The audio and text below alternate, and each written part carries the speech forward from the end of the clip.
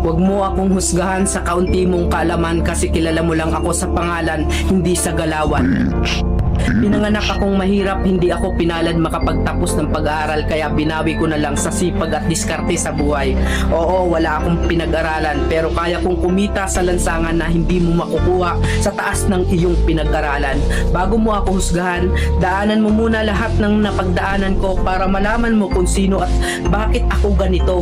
Huwag mo husgahan ng isang tao dahil sa natapos niya, dahil minsan kahit yung mga taong hindi man humahawak ng diploma, daig pa nila yung nakagraduate ng may corona.